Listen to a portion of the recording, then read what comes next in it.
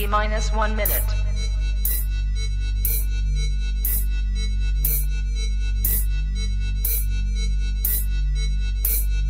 T minus 50 seconds.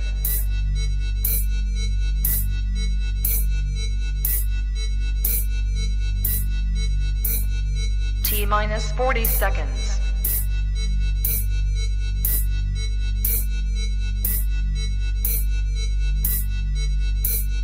T minus 30 seconds.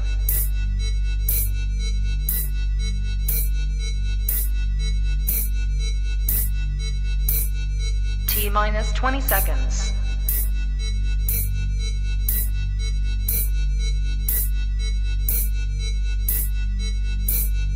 Ten, 9, 8, 7, 6, 5, 4, 3, 2, 1, 0.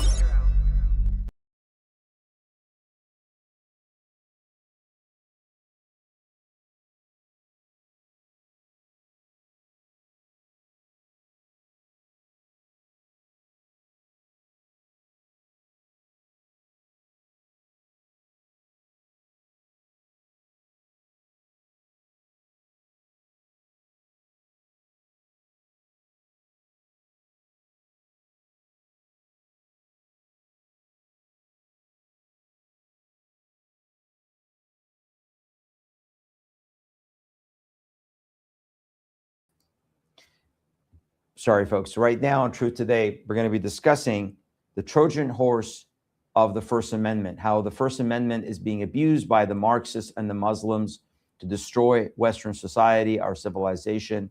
We're also going to be discussing J.D. Vance showing his true colors, Shariah in small towns all across this nation, like in Texas. We'll show you how the imposition is continuing, and also the latest on Iran. That and much more right now on Truth Today.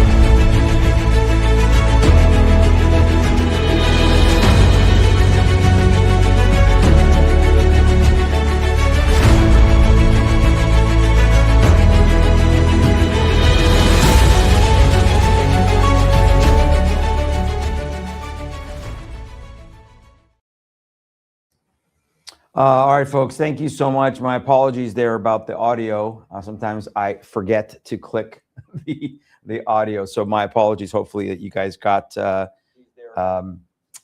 second part of it. I redid the intro again there. So thank you guys for your patience there. This is sometimes when I'm running the show, you have these technical issues. Great to be with you guys in studio today live. It is 12:26 now Eastern time. Thank you for joining us here on Truth Today from all over the country. We're so grateful that you guys are with us, and I got a lot to cover today on the show. We'll get to that. A lot of different things we're going to hit on, a lot of different updates. If you have questions, as always, please put them in the comments. I will do my best to get to them. As well, I have also an announcement for Thursday night show. We'll share that with you just in a little bit. As always, want to encourage you, make sure you guys get a chance to visit our website, tilministry.com, tilministry.com. For folks in Houston, Texas area, if you're in the Houston, Texas area, this coming weekend, I will be in Sugar Land, speaking at Sugar Land Bible Church, Sunday morning and Sunday night. So 2 times Sunday morning and then Sunday night. So it'll be a special presentation Sunday night as well. So they've never had a Sunday night presentation before, so they're kind of making an exception for me. But it'll be great to have you guys if you're in the area. Also, rumble.com. Remember again, as we're live streaming to Facebook and YouTube, soon to be X, rumble.com/SharamHadian, rumble.com/SharamHadian. Please click that red button on there if you're on our Rumble channel that says join. That subscribes you to our channel. And also please like and share. We would greatly appreciate that. That helps us to get that content out.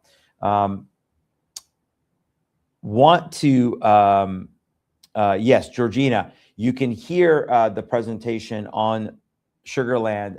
They'll be live streaming their main service. I'm not sure if they live stream their Sunday morning.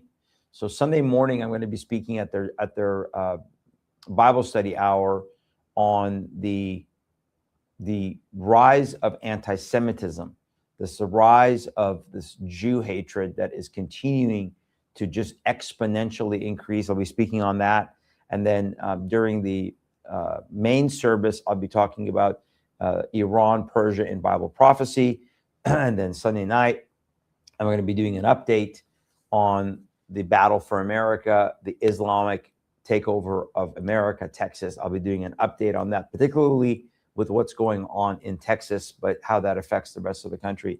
So yes, I've been told that those are going to be live streamed. You will should be able to go to Sugarland Bible Church, and then watch it there. Or I think they have it on I think they have a YouTube channel, but it should be on the website. So, all right. That, yeah. And I can check on that and I'll get back to you guys on Thursday, try to confirm where exactly they're going to be. All right, let's get into this today because we got a lot to cover. And again, if you guys have questions, look, this is something today that I've been talking about for a long time, for a long time. I've been trying to bring about this topic everywhere that I speak, everywhere that I go.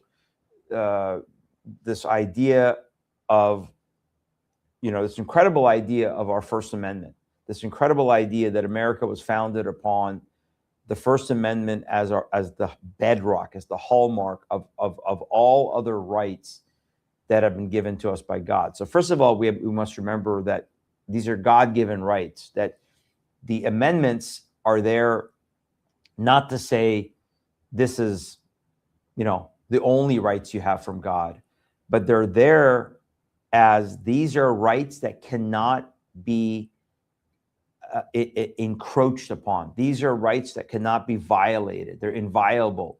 So the idea of freedom of religion as one of the 5 pillars of the First Amendment, the freedom of speech, the freedom of assembly, and freedom of grievances or addressing grievances, and freedom of the press, these are hallmark, these are bedrock concepts within any free society. Recognizing, of course, again, this is where we tend to lose things, recognizing that these rights come from the one true God. I've been arguing for years that, particularly again, as a former Muslim coming from Iran, coming from Islam, that Islam and these ideologies, they are abusing, they are using our First Amendment against us. They are using these rights against us. They hide behind these rights. And so today's show, we're going to be talking about the First Amendment Trojan horse, how Islam and Marxists abuse our freedoms. And this is something that is, again, it's a tough conversation because the majority of people want to believe that, look, in our country, in America, in this nation, or in most Western nations, if you believe in a religion or don't believe in a religion, that's your freedom, right? You can believe in something, you can believe in nothing. Now, obviously, as a Christian, as a Christ follower, it is our responsibility to share the good news, to tell people that indeed there is a true God, indeed that God loves us, and that he loves us so much that he gave us his only begotten Son, and that Christ himself came, Jesus came to this earth in the flesh, as God in the flesh, lived that life of no sin, of perfect obedience to the Father, fulfilled all aspects of the requirements of the law, which is what we're teaching on right now in our Sunday services about the covenants and the Mosaic covenant particularly. We just went through all the moral law, the 10 commandments. And then he paid the ultimate price, was crucified, buried, raised from the dead, which is the ultimate victory, ascended and is coming back. So as we give this good news, we give people the choice. But we don't believe as Christians that government can mandate, can force people to convert, that by the force of government that you can force somebody to convert. That's not Christ-like. That's not what the Bible believes in. That's not the idea of free will, because God gives us the choice to choose him willingly, freely. When you have ideologies that come forth that do not hold to those values, and yet we are giving them protection under the First Amendment because they claim to be a religion. So part of my goal for this show today is, by the end of this show, my prayer is that every single one of us is committed to understanding that we have to change the conversation. The biggest hole that Western societies have dug for themselves, particularly when it comes to the Islamic takeover, is that they have labeled Islam as a religion. And once they've labeled Islam as a religion, then they give it protection under the First Amendment. And we'll talk about specifics of how Islam violates the First Amendment. I have a DVD on our website that is called Islam's Assault on the U.S. Constitution, on the Constitution. And I go through, I think, 10 or 12 different areas of how Islam and its law violates our Constitution, our Declaration, the elements of the Bill of Rights, other aspects of natural law, including the First Amendment. But the argument continues to be that you can't touch Islam, you can't criticize Islam, you can't say anything bad about it because of the fact that it's a religion. And this is where our long-term strategy has to change. People ask me all the time, well, what can we do? Well, it starts with our language. It starts with not giving way to false language. So, for example, we do not celebrate pride because the rainbow belongs to God. It's his covenant. It's his covenant reminder. So we change our language. We change the way that we discuss things and talk things because we don't give in to a lie or deception. That's why I refuse to, quote, use pronouns for people that are claiming to be trans, including in my own family, where not my personal family, but with my brother, having a child that identifies as trans. So unfortunately, and we've lost relationship over this, but we won't compromise because I'm not going to go along with a deception or a delusion of somebody who thinks that they're another sex. That's not loving, but they claim it's loving, and they claim that I'm unloving. That's fine. That's their opinion. But I'm going to go with the word of God. I'm going to stand with what is truth and reality. That's why I will say, yes, I'm a biblical Zionist. You can call me names all you want. You can say, oh, you filthy Zionists, and you deceive Zionists, and you have brain rot, whatever names you want to call me. But I rebuke those in Jesus' name because I'm a biblical Zionist. Because the Bible uses the term Zion as God's holy abode, as God's dwelling place, as where he's returning to. Zion is the promise that God is restoring the nation in the last days, which he has, as far as physically, not spiritually yet. So we have to be accurate with terms, and the term that we're going to start using is Islam is not a religion. It is a governmental political system. And by the way, it's not just Islam, right? Both sides of the red and green axis, because there are now those in this nation, right, that are running as avowed socialist, Marxist, communist. And you saw it with the firebombing of the building in New York, of the federal building in New York, by these radicals. That he tried to set the outside of the building on fire. This is not protected First Amendment speech. If you avow that you are a socialist, communist, Marxist, and you want to tear down the system and create revolution, no, that is treason and sedition and insurrection. The idea that you are wanting to overthrow the government and create, quote, violent revolution. It's not a protected First Amendment right. It's not political free speech when you're actually carrying out a takeover. And in the same way, when we label Islam as a religion, we dig ourselves the biggest hole that is impossible to get out of, because now we give them cover. We give them cover. And they use that cover and they abuse that cover. So here's a really good article. I want to go over this by Daniel Greenfield in Jihad Watch, if you get a chance to go and read it. It says, the problem with using the First Amendment in defense of Islam is that its goal is to violate the First Amendment.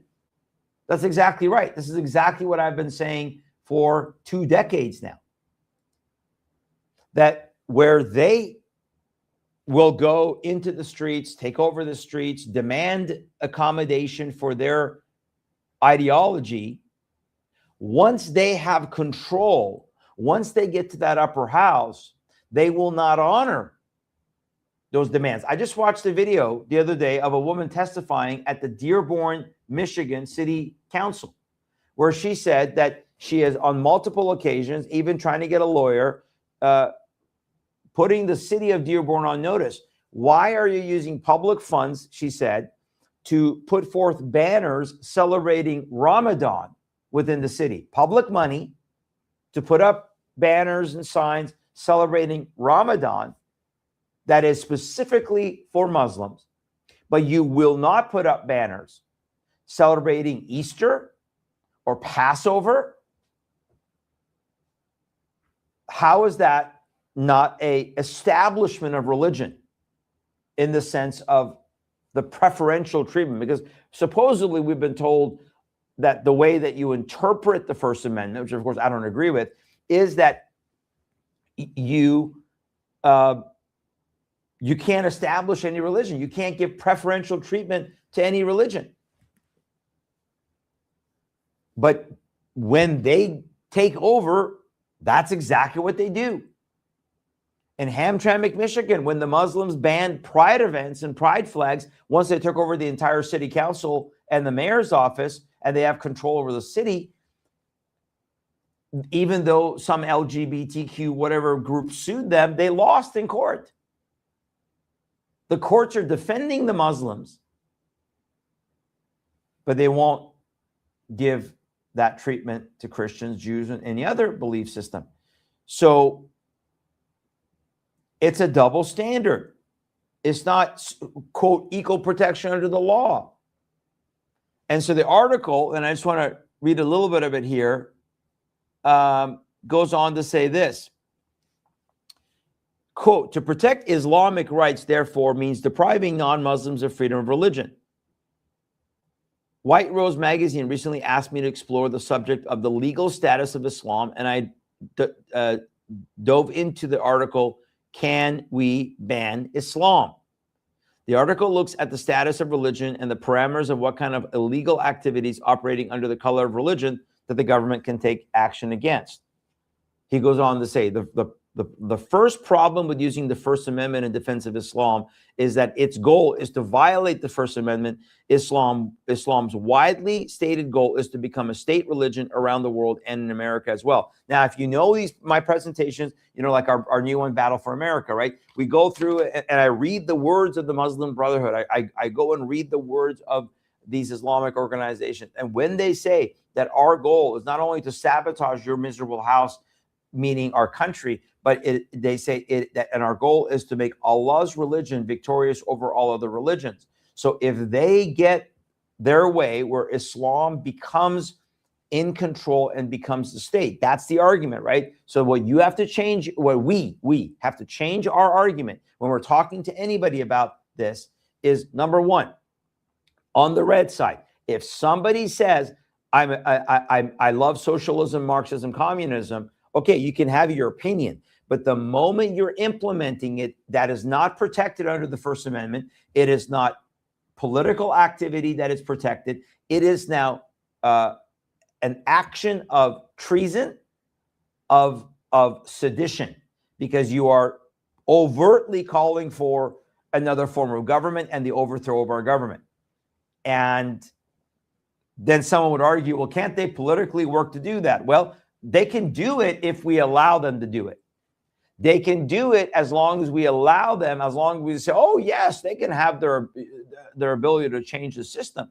But if we are a constitutional republic, we are to protect that republic at all costs.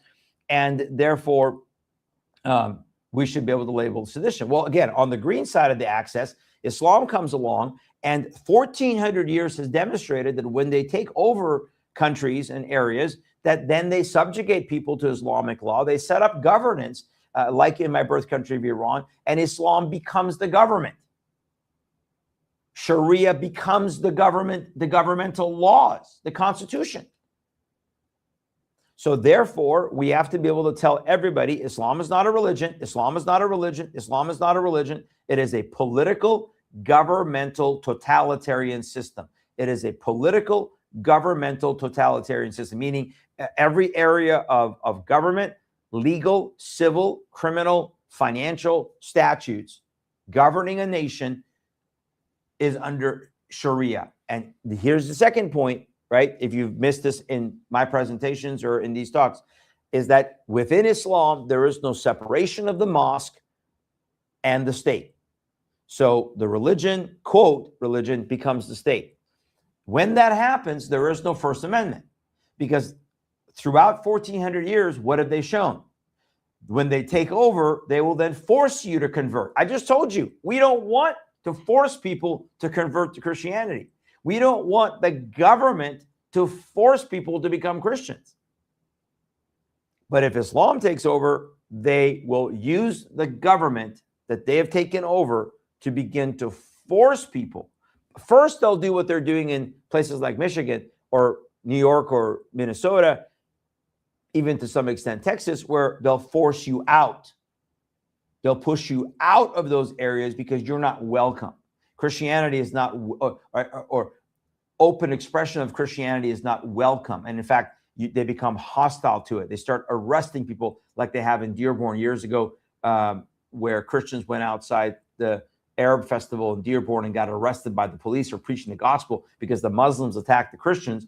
And instead of the Muslims being arrested, the Christians were being arrested for inciting violence for simply sharing the gospel, giving gospel tracts out. So that happened 10 plus at least years ago. So this has been going on. So first, you're not welcome. First, those ideologies are not welcome. Then they'll get to the point where they're outlawed, like what we see in the UK, where under the guise of under the banner of secularism, they still give passes for Islam to do whatever they want, but then they crack down on Christians and Jews and others. Okay, let me go back to this article really quick. Sharia has been making steady advances in Africa and parts of Asia. Majorities of Muslims in the UK have said that they want Sharia law, and leading British figures such as the Archbishop of Canterbury have supported the introduction of Islamic law into the British legal system. What fools these people are. Domestic advocates for Sharia are pushing for the normalization of Sharia law in the United States as well.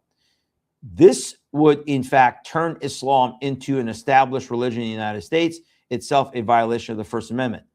Furthermore, Islam abridges the remaining portions of the First Amendment, which protect freedom of speech and the press. Islam rejects both of these to protect, quote, Islamic rights, therefore means depriving non-Muslims of freedom of religion, both Muslims and non-Muslims the freedom of speech and the press. Now, there's more if you go to his article in Rose Magazine, which is, can we ban Islam? So this has been my argument right now with people that say, let's ban Sharia in America. And I have to tell them, if you're banning Sharia in America, you're banning Islam in America. You can't ban Sharia without banning Islam. You can, I guess you can ban certain portions of Sharia, but you can't say we're going to ban all of Sharia or claim that you're banning all of Sharia and then not say we're banning Islam, because there's no separation again, right? There's zero separation between Sharia and Islam. They are the same. So it's a very, very, very interesting article about the concept of separation, proper separation, and how Islam cannot be protected. Now, I've made the argument that if I could make one argument legally of why Islam could not be protected under the First Amendment and why it's a Trojan horse. Again, if you're joining us late, right? First Amendment Trojan horse. How Islam and these Marxists are now using our freedoms against us. They're abusing these freedoms. The number one argument, again, I've made, and you've heard me say this probably before, is that Islam teaches apostasy. Islam teaches apostasy. Not only teaches, Islam codifies apostasy laws, and the punishment for those apostasy laws is death. Meaning, if you leave Islam and they have the ability to legally hold you accountable, then the punishment is a death sentence. And therefore, and this is exactly what is going on in Iran, in Afghanistan, in Pakistan, in parts of Arabia, the Arab world, where particularly in Pakistan, Afghanistan, and Iran, and then now in Syria as well, where the charge of apostasy is a death sentence. They actually have it in penal code where you are charged with a capital offense if you apostatize, if you leave Islam, because it's the ultimate slander. It's the ultimate betrayal of their so-called prophet. So I've always made the argument, if Islam were to have governmental status, okay, so again, they hide behind, right, here's the Trojan horse. We come in, we're just a religion. We're like any other religion. We can coexist. They go based on the early verses of the Quran. They claim that there's no compulsion in religion, Surah chapter 2 in the Quran. We can just come in and coexist together. And therefore, we're good until they get the upper hand. When they get the upper hand, now the 9th chapter of the Quran, the final chapter, it's not the final chapter, but it's the last chapter according to Muhammad that was given to him. That kicks in where now there is compulsion. Now you got to fight the people of the book until they convert to Islam. So, and that's Jews and Christians particularly, and any other religious minorities. So if you're not free to leave a, quote, religion without penalty of death, then you cannot be protected as a freedom of religion category, because there is no freedom of religion if you're not free to leave that religion. Why is Christianity a religion? It's a faith. We know it's faith. It's relationship with Christ. But why is it technically a religion? Because you are free to leave it at any time. You are free to apostatize at any time, and nobody will hunt you down and try to kill you. Now, obviously, there's consequences to your life, but no one is going to lead an army as Muhammad did and go and or as Muhammad's successors did, and go and kill those who have left this ideology. That was, by the way, called the Ridda Wars. Ridda is the term in Islam for apostasy. So if you can't leave without punishment of death, there's no freedom of religion. But it's a Trojan horse. They hide behind it. So this is so important to understand. This is why the political elite, the political powers to be on both sides, both the left and the right, both Democrat and Republican, they fall for this trap because they continue to give cover to Islam. They continue to say, oh, we can't do anything about this. We're going to go after, you know, the radicals, but Islam is peaceful, tolerant, blah, blah, blah, because they don't understand that Islam is not a religion. It is a, again, governmental, political, totalitarian ideology. Totalitarian meaning that it's affecting every area of life, that their law, Sharia, controls every area of your life. There is no area that is not included in Sharia.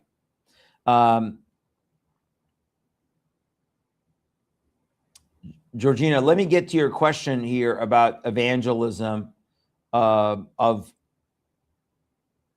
Muslims. That's a very good question. But let me get to your second question. You said, if Islam and Sharia are one and the same, so when they are at the lower house, Dar al-Harb, yes, that means has Sharia. That means the Dar al-Harb has Sharia, but hidden, yes. Okay, so when do they go to the upper house and dominate? So that's the question, right? The question is, when does that transition happen? That transition happens based on many, many reasons within the Islamic movement and community, where they determine that they have enough power, enough control, enough support from others like the left to get to that upper house. Yes, elements of Sharia are hidden, certainly from the non-Muslims, meaning that one of the arguments that they make when they're in that lower house is they'll argue to non-Muslims, we do not want to impose Sharia on you. Sharia is just for Muslims. And they'll argue and say, well, just like, you know, Christians follow ecclesiastical laws, we follow Sharia. But therein lies the lie. That's the deception. Because no, once they get to the upper house, Sharia now is imposed on everybody. It's not just for the Muslims, it now applies to the non-Muslims. So yes, in the lower house, they can hide behind the fact that, oh, Sharia is just for devout Muslims and it's only religious components. No, it's not. Again, it's totalitarian. Yes, there are elements of Sharia that deal with prayer and their, quote, worship, even though they don't have any worship. They just recite these verses as I had to as a young child. But Sharia then moves on to, from there, to, again, how you dress, how you eat, how you live, how you have sexual relations, but you know, how you deal with your finances, how you deal with your wife, how many wives can you have, what's the age of marriage, then it goes on to the civil statutes, criminal statutes, financial statutes, governmental statutes. All of those things are, quote, under the banner of Sharia, because remember, the term means that it is the path or the way. So when we say it's a law, it's a legal code, it's a legal system, and it's incompatible with the United States. So they hide behind that lower house. They lie in that lower house. Then when they get to the upper house, then yes, they began to. That's why when you see Muslims who are interviewed in areas where they have enclaves, those Muslims will say, if we had a choice between the U.S. Constitution and Sharia, we pick Sharia. We want Sharia to dominate. Of course, they have to say that because now they're in an area that is being governed by internally within the Muslim community. I've always told people the Muslim leadership, when they transition from lower house to upper house, the first thing they have to do is notify that Muslims within their internal community, hey, we've transitioned. We are now in this place of upper house. You need to abide by Sharia. You need to, you know, understand that that's what we're under. Let me look at another question. Wouldn't a stronger argument be to cite that they are a criminal entity, what they call Islamic laws? Well, not quite, Sue, because again, you would argue that if a Muslim is going to go pray 5 times a day, that's not necessarily criminal. Spiritually, it's vile because they're worshiping a false god. But criminally, you can't make that argument for what is internal. If they do things internally that then are criminal, like for example, if a Muslim marries a child as a bride, a Muslim man, that's already criminal. That already is in our laws. We don't need to make new laws to enforce the fact that that is pedophilia. If they do child genital mutilation on young girls, in most states that's already illegal. That it should be illegal in every state, but it's not. If they beat their wives, because the Quran allows them to strike their wives in certain areas of their bodies if their wives are being, quote, disobedient, that's already criminal. And I've shared with many people before, I've arrested Muslims when I was in Washington State on charges of assault in domestic violence situations when they tried to justify their behavior under in their culture, that in their culture it's permissible to be able to discipline their wives by striking them.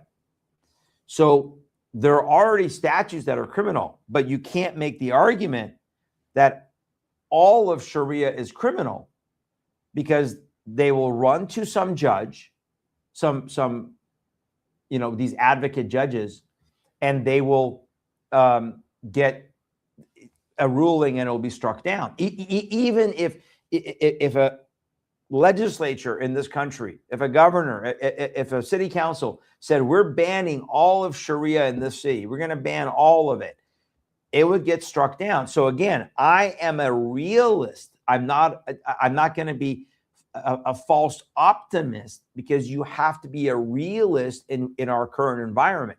If we were in the United States 200 years ago, then yes, we would make that argument. If we're in certain states where their state constitutions are stronger, like in Tennessee, yes, we could technically say we can ban false ideology, particularly Islam, and or stop them from building mosques or getting public funding, which, by the way, they are in Tennessee under our lukewarm governor and some of our legislature. They opened vouchers, and now those vouchers are being used to fund Islamic schools here in Tennessee. What a horrible, horrible outcome, probably that they didn't think about. But the moment you open government money and you say, we're going to use government money to fund private schools, particularly religious schools, well, now you got to give it to everybody. We give it to everybody, but when they get in control, they don't give it to everybody. When they get in control, they don't open the door for everybody. No, then they further isolate themselves and only protect their rights and begin to discriminate against other rights. So I don't think, Sue, that you can make the argument that all of it is criminal. It's demonic, it's evil, but from a legal standpoint, if you are going to make a criminal aspect of it, there are tons of aspects of Islamic law, again, like killing apostates, honor killings, that are criminal. But you got to make sure it holds up in court. You got to make sure it holds up under the scrutiny of these, activist judges today. And that's why I propose that the way to go after Islam and the way to go after Sharia is to label it a theocratic system. If you come and say, we want to ban all public accommodation of Sharia, don't at first go after the private, what they do privately in their homes or whatever. Again, unless it's already criminal. So if a Muslim beats their wife inside their house, that's already illegal. That's already against the law. We just have to enforce it. If a Muslim tries to have more than one wife, that's already illegal. If a Muslim tries to marry a child, that's already illegal. But where we're failing is when we have public accommodation. So when a city decides to broadcast the Islamic call of prayer on loudspeakers and they don't allow that privilege to any other religious group, there should be lawsuits right and left every single day until that is reversed. But there's nothing. Nobody challenges it. Nobody challenged Minneapolis. Nobody challenged New York. Nobody challenged it in Paterson, New Jersey. Nobody has challenged it in Texas. They don't, well, I shouldn't say nobody in Texas, but they're not challenging it legally. Hamtramck and Dearborn Heights and Minneapolis and St. Cloud, Minnesota, and in obviously in New York City. And so they're not challenging it, and they're getting away with it. So go after public accommodation of Shariah, and then identify Shariah as a theocratic political governmental system, where you identify what's a theocracy. A theocracy is when you try to make a religion become the state, which, by the way, as Christians, we shouldn't support until Jesus comes back. When Jesus comes back and rules as King of Kings and Lord of Lords, yes, he's going to set up a theocracy on the planet. It's his kingdom. Until that time, we don't support theocracies, even if they claim to be Christian. That's why I don't support Christian nationalism to its actual definition. Not Christian nationalism as in, I'm a Christian, I care for my nation, and I'm praying for my nation and the welfare of my nation. That's just being a biblical Christian. But Christian nationalism, as we see it now on many on the right, are those who want to actually get rid of our Constitution and create a constitution under Christian law, a theocracy. That's no different than if the Muslims are trying to do it. And it doesn't work, because it's then very scary, because you got to look at who's going to be running that law, who's going to be defining that law, who's going to be defining the interpretation of that law. Should we go and start stoning people who don't keep the Sabbath on a Saturday? Should we go and start stoning homosexuals like the Muslims do? So this is the slippery slope. Go after public accommodation. Go after the fact that Islam is not a religion under the First Amendment. It can't be. Make the argument that Islam cannot be a religion. Islam cannot be protected as a religion. Islam violates the First Amendment. Keep making that argument. And so, so anyway, this is really, really important. Pukiel, I'm just reading your comment. Under the Communist Control Act of 1954, Mamdani must be removed from office. Yeah, there you go. Right. So we already have laws. That's a great point, Pookie. We already have laws, right, in dealing with communism. We had the gumption, we had the guts years ago to say that if you are trying to violate our Judeo-Christian ethos that we have in this nation, the morality that this nation was founded upon, and particularly under communism, you are an enemy of this country. You need to be kicked out. You need to be removed, whether in this case, someone who's in office or someone who's here and naturalized or living here. Because you're a traitor. You've committed sedition and treason. And so exactly right. Mamdani must be removed from office and sent back to where he was born in Uganda. Exactly, with his Indian parents. They should all be kicked out. Rashida Tlaib should be kicked out. Ilhan Omar should be kicked out. This should all be kicked out. Because now this red and green and this DSA takeover is very much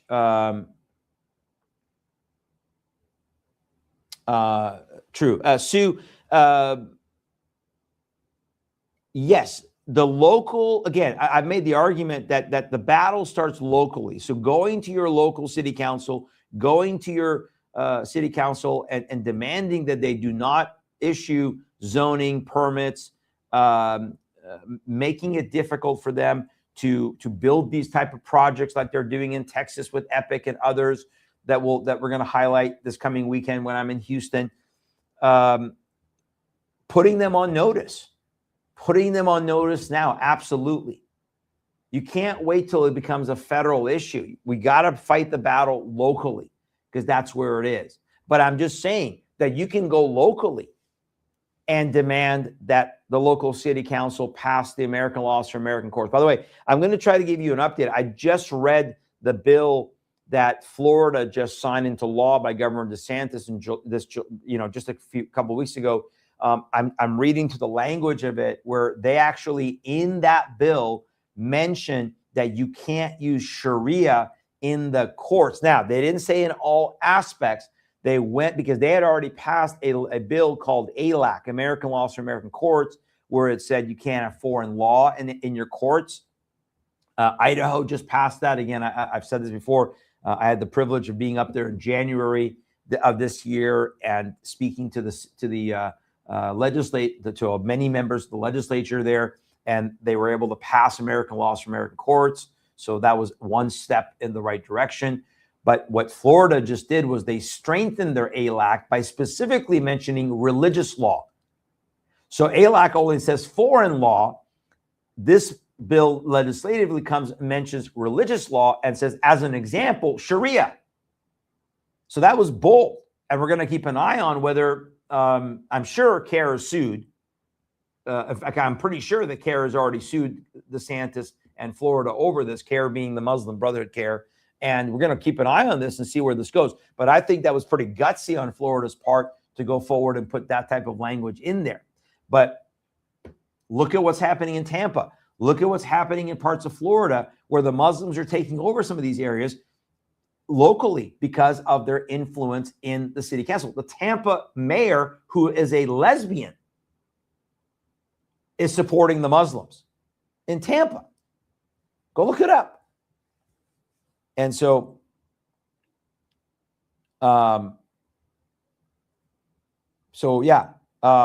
this is where states good at the state level, but fight it at the local level. Sue, I agree with you. Go to the local city councils. So we're working on, you can use this ALAC kind of bill locally. Go to your city council and say, there should not be in our district courts, there should not be any allowance for any type of foreign law or religious law in the sense of justifying that which then would come against our constitutional protections, which would not then, because the risk is people say, oh, well, wouldn't that then kind of close the door for Christianity? No, because again, our Constitution was built upon the natural law, the laws of nature, nature's God. Our Declaration, of course, says that. They understood the Bible as our foundation. So it shouldn't affect that. We're talking about any foreign or religious law. Any foreign or religious law that is antithetical, that is specifically against our protected rights under the Declaration, Constitution, Bill of Rights.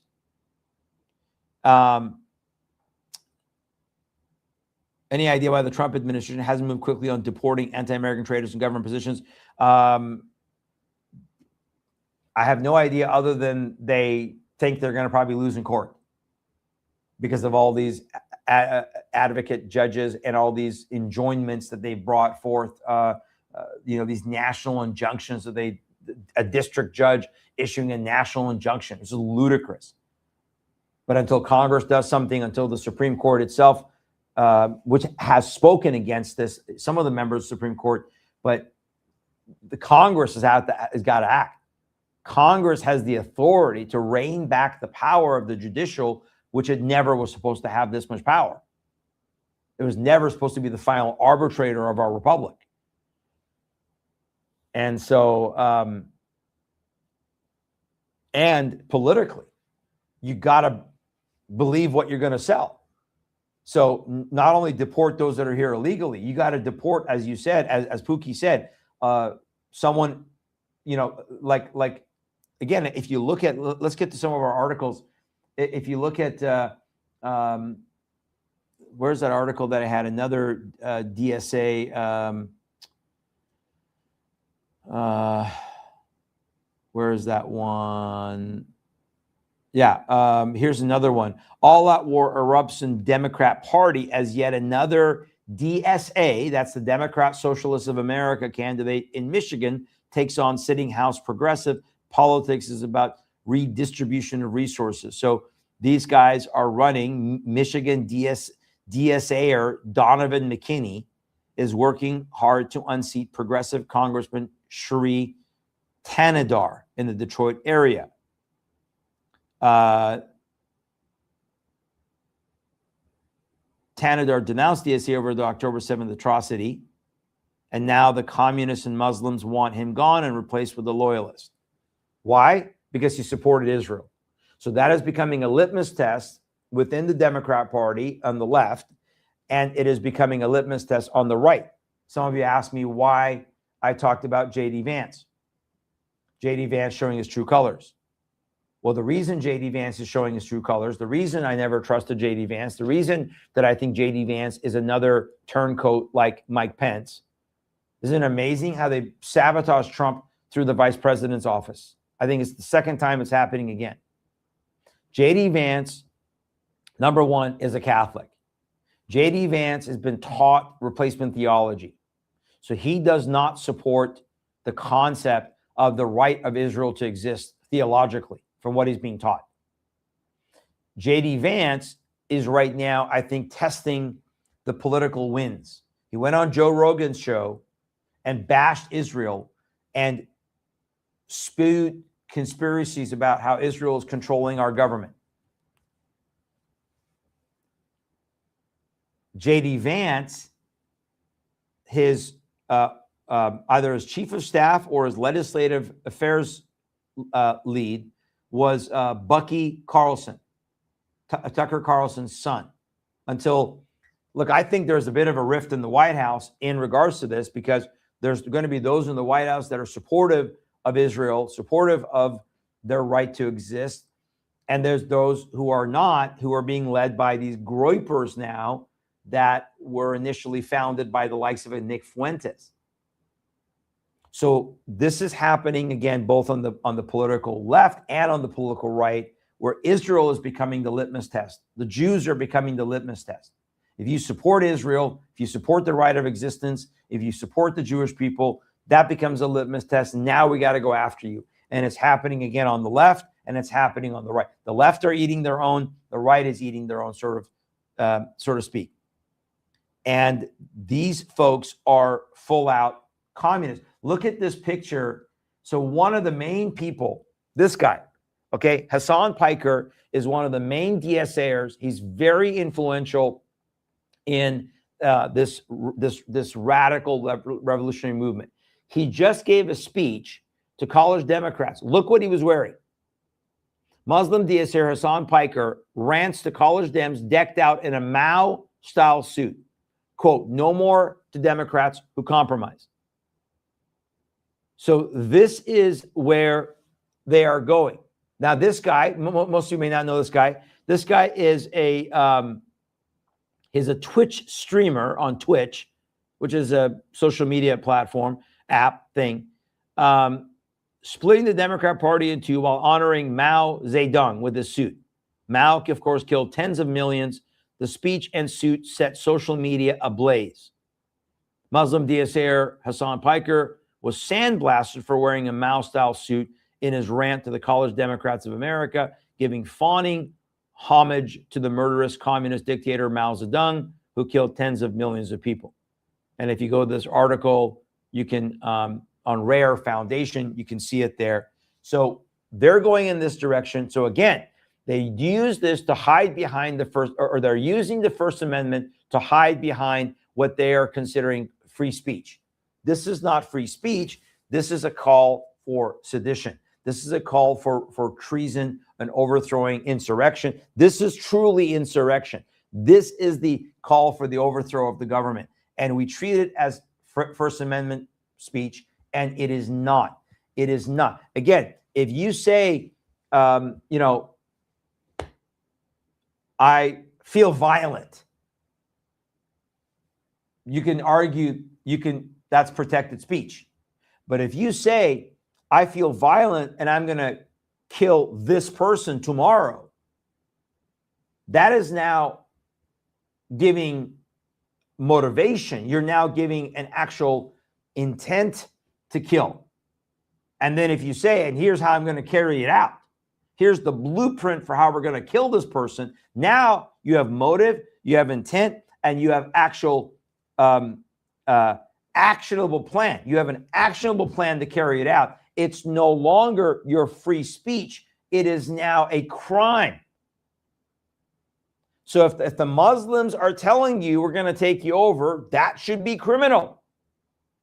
And they should be charged and kicked out. If the Maoists, if the Marxists are telling you we're going to take you over and here's how we're doing it, here's the mechanism, we're taking over first the Democrat Party, and then we're going to take over these cities, and then we're going to have no police, and we're going to have anti-ICE zones, and we're going to be sanctuary cities, and we're going to give you free this and free that, as Mamdani is. Now you are enemies of this nation, and you should be treated as such. But I don't know, folks, if we have the guts to do that. And I'm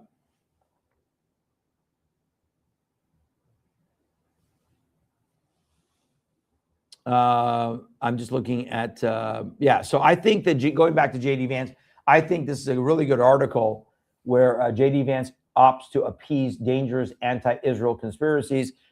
This is on Harbinger.com.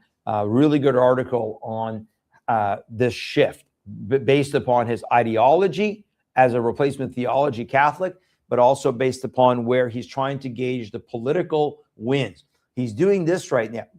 And he's hedging his bets that the shift is happening politically in the right towards a Jew-hating, anti-Israel, Israel conspiracy. Israel runs the world. Israel, is all the problems in the world, not the Muslims, not Islam. So again, how many times have I said? They go hard on Israel, they go soft on Islam.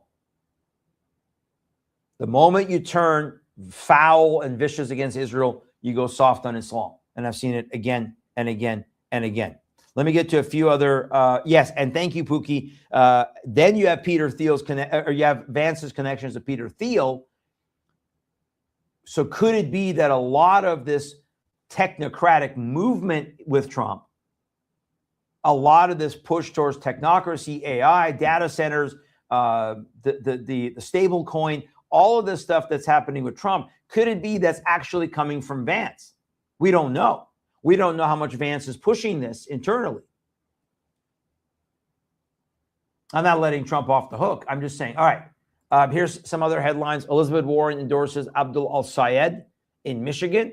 So here's the left again, the foolish, useful idiots left supporting the Muslims until the Muslims take over. Abdul Sayed is a Muslim Brotherhood tied operative in Michigan. He ran for governor. Thank God he lost. Now he's running for U.S. Senate. His father is a senior member of the Muslim Brotherhood. We can connect this guy all day long to the Muslim Brotherhood and the seditious group. And yet Pocahontas endorsed her. Here's the headline: Shariah in small town Texas. Walmart goes full submission in Murphy, Texas. This is in Murphy, Texas, where the Walmart there has a Murphy, Texas Walmart now features an entire wall of Shariah hijabs right in the heart of cowboy country. And Islamic Street, as Islamic street names pop up nearby, corporate America is flooding the country with prayer rugs, Allah wall art, and full hijab displays for kids. So if you're in that area, I would go and talk to that Walmart and say, I'm not going to shop at this Walmart again because you are bringing in objects. Would they bring in swastikas? Would they bring in the keffiyeh, that Arab scarf of Hamas? By bringing in these hijabs, by bringing in these prayer rugs, you're promoting an ideology that is calling for the subjugation, overthrow of our country. So the article talks about, we covered this last week on the show in Illinois, in Patterson, where they changed Main Street names to Palestine Way. In Texas, they have named streets after Sadiq Drive, Osman Drive, Syed Drive, Al-Ma'un Drive, and now Walmart boycott has got to happen. boycott that Walmart if you're in that area. Meanwhile, here is Iran state video, post video of details of how to kill Trump. So for those who are saying, Iran's not a problem, they actually posted video. Let me see if I could just play a little bit of this here very quick. We're running out of time, but hang in there with me. Let's see. Is this the actual? Yes, this should be the video. Let me see if this will play. Let me refresh. Here we go. Watch a little bit of this.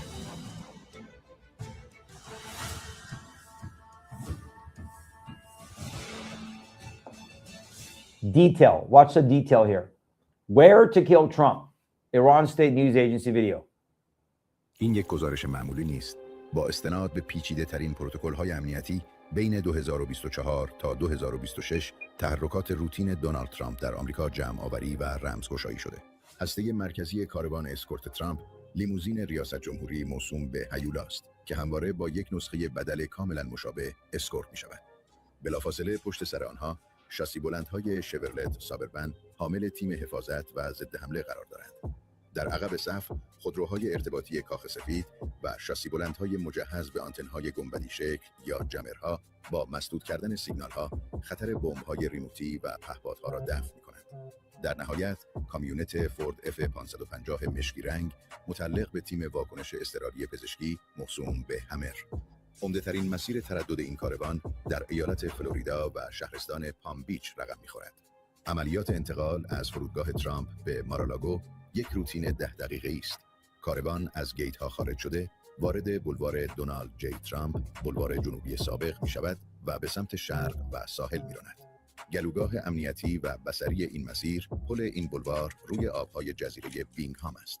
پاتوق همیشگی طرفداران برای تماشای لیموزین. محلی که به نظر می رسد مکانی بسیار مناسب برای آزادگان جهان باشد.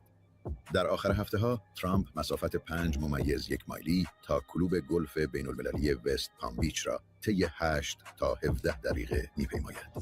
مسیر حرکت: عبور دوباره از پل بولوار جنوبی به سمت غرب، گذر از تقاطع جاده کرک و خیابان کانگرس و ورود مستقیم به زمین گلف از طریق بولوار سامیت.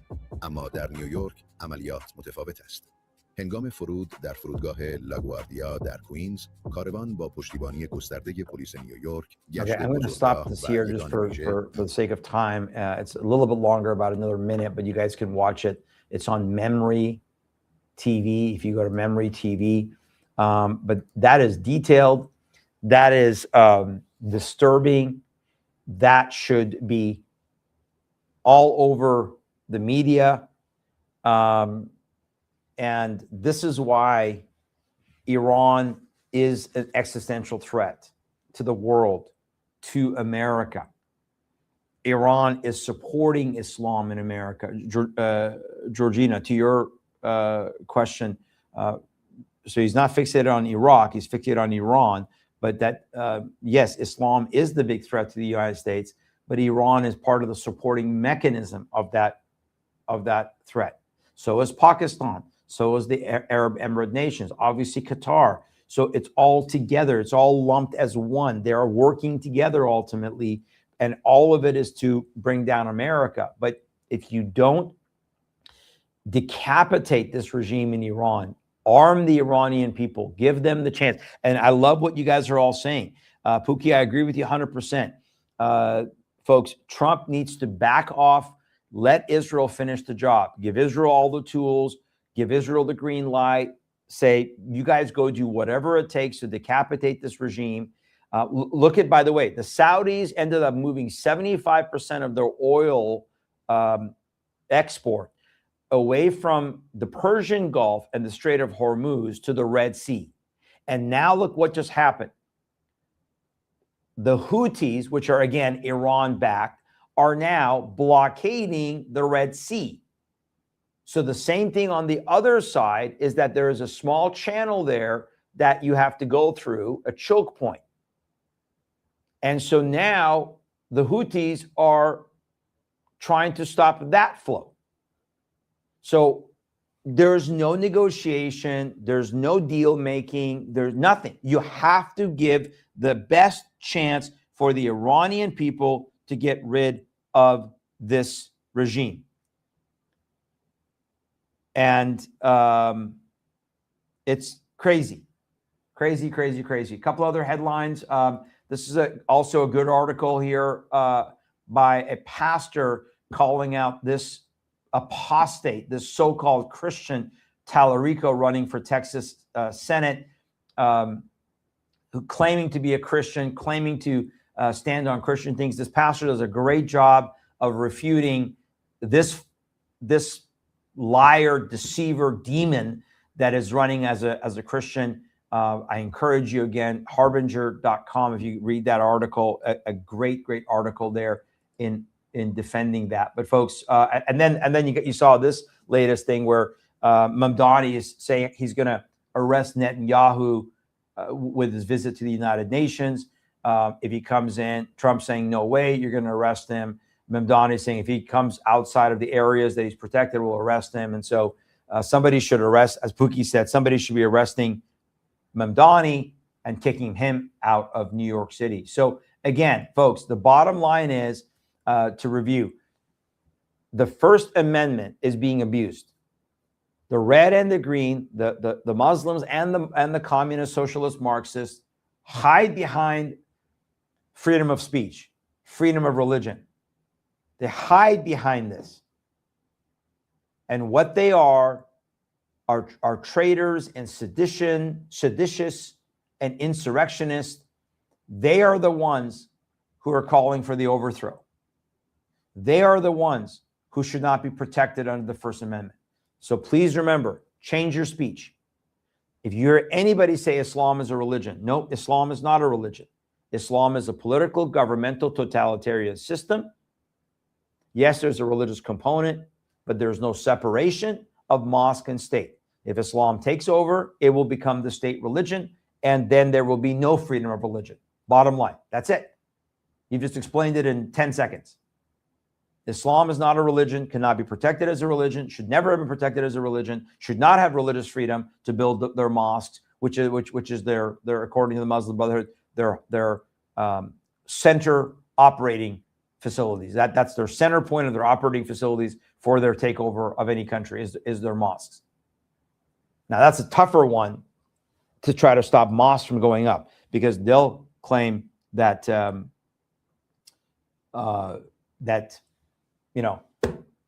that's freedom of religion.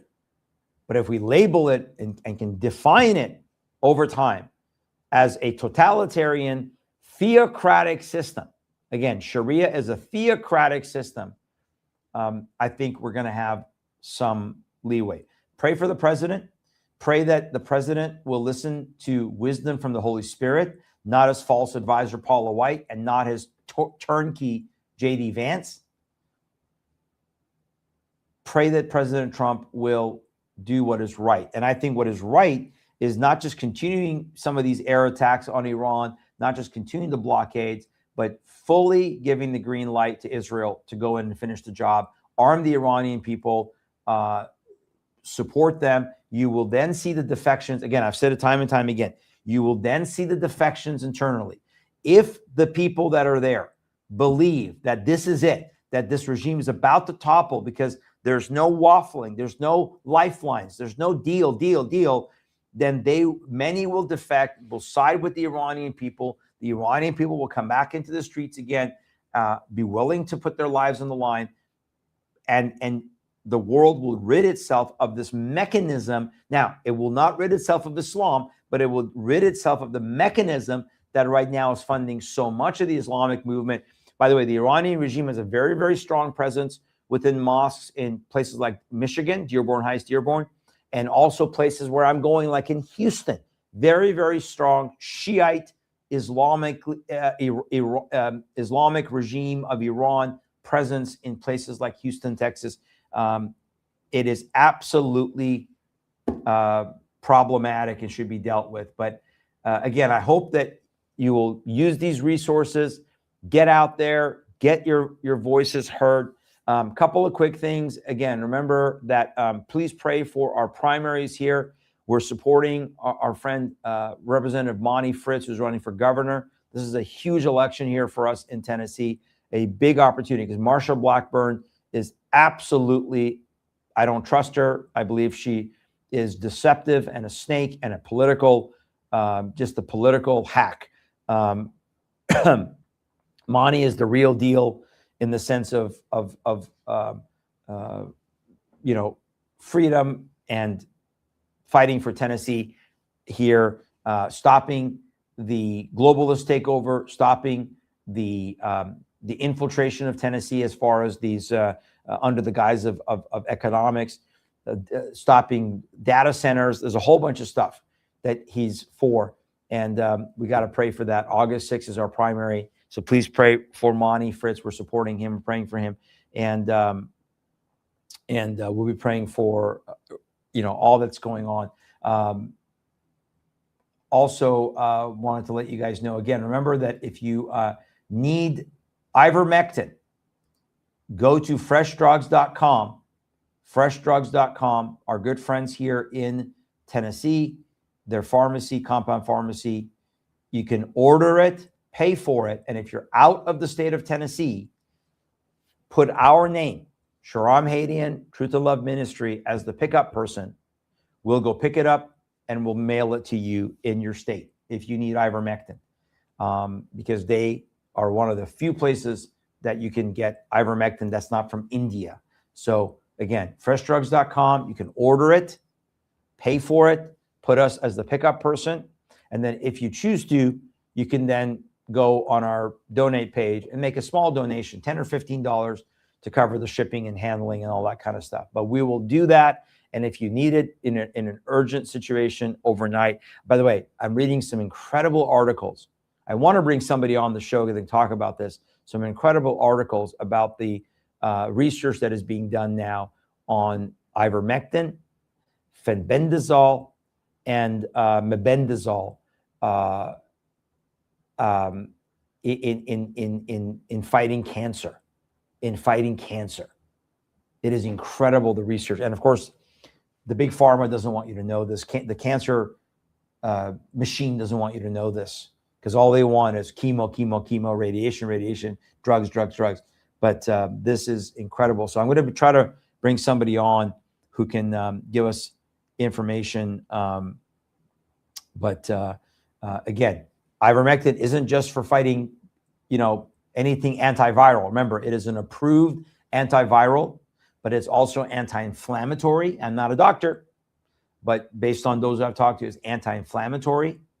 It is antiviral, and it has the potential of then disrupting these cancer cells. But you got to use it with the combination of fenbendazole and mebendazole, and these two have shown incredible effects in destroying cancer cells, and the mechanism for it to come back. So we'll get information. Also, Thursday night, I'm hoping to have a little bit more information on our freeze dried. I mentioned that in my last show. We're looking at some options for freeze dried food for building up your emergency supplies again. We used to have a good company. They went out of business or they got bought out, which was Thrive. We're looking for another one. So we'll get information. But thank you again. I'm still looking into the one that one of you guys mentioned in the last show. Again, Houston, Texas, this coming weekend, we'll be there. Okay, also, announcement, Thursday night, our friend from Israel, Aaron Levarco, is stateside. He's going to be speaking at our house church Friday, and then he's speaking in the area here in the Knoxville area. So Thursday night, I'm going to have him, Lord willing, in studio with me. We'll be doing a joint show. We'll be sitting right here at the desk with me, and we're going to be doing a show Thursday night with Aaron Levarco, giving us an update on what's going on in Israel, with Iran, all the stuff that's going on. He'll be here with us live, 8 o'clock Eastern time in studio as my guest. So please stay tuned, get the word out, share it, join us live, 8 o'clock Eastern this coming Thursday night as well. So you guys have a blessed weekend. Again, if you want to support our ministry, Remember that you can go and make a one-time donation, tillministry.com /donate, tillministry.com/donate. And so God bless you guys. We'll be there. Yes, wealth of info. Exactly. Ivermectin saved Pastor James Caddis' life. Amen. Lots of people that we saw saved with the combination of ivermectin and vitamin D and zinc and quercetin and other things. But it's a key thing. And again, it's cheap. We can get it. Sorry, we can get it. Let's utilize it. Let's get it out there. So again, that's available for you guys. God bless you guys. Pastor Shaw Madian, have a great rest of your day. Stand for truth, stand for liberty, stand for the Lord Jesus Christ. Make him known. We will not bow down. We will not compromise. We will not bow a knee to any other. And we will begin to change the arguments by the way that we deal with truth. Speak the truth in love. Don't give in to falsehoods. And stand your ground. It will make an impact. So God bless you guys. Have a great rest of your day. We'll see you Thursday night.